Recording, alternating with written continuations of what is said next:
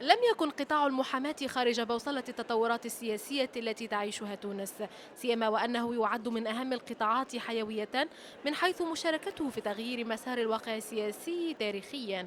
فالمحاماة اليوم وبحسب عدد كبير من أصحاب البدلة السوداء تبدو مهددة، خاصة في ظل تواصل الاعتداءات والانتهاكات ضدهم سواء كانت مادية أو معنوية. هذه الممارسات المتكررة أدت بهم إلى تنفيذ إضراب عام ألغيت بمقتضاه كل المرافعات من شمال البلاد إلى جنوبها. تكررت هذه الاعتداءات، وفي وقت من الأوقات ربما كنا نفسر ذلك بأنها حوادث معزولة ولا ترتقي إلى مستوى الاستهداف.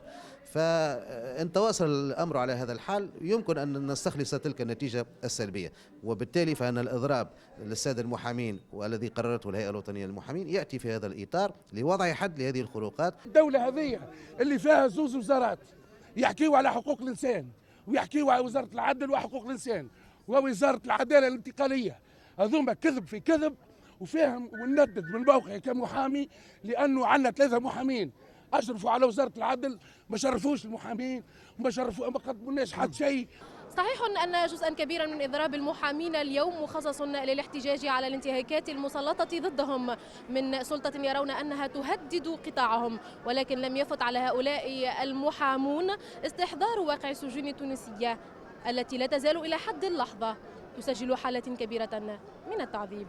يا محامي عار سيب أيمن بالعمان، يا محامي عار سيب. ولا يرى التونسيون حقوقيون كانوا أم مواطنون أي فرق بين العهد السابق والحالي في أساليب التعامل مع المساجين أو الموقوفين، بغض النظر عن التهم الموجهة ضدهم، فالتعذيب متواصل وفق تقارير لمنظمات حقوقية.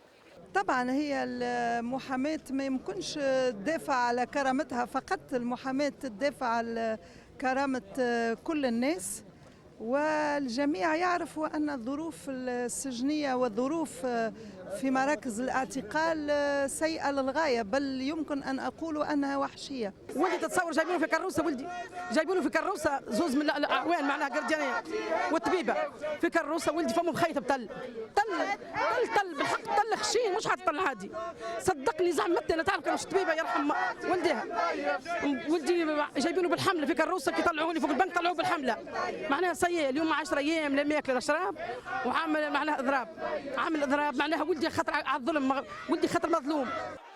وتوعد المحامون المجتمعون أمام قصر العدالة أيضا أنه سيكون هناك تصعيد من جانبهم في صورة عدم تحقيق مطالبهم، وأهمها إعادة الاعتبار للحقوقي وموكليه.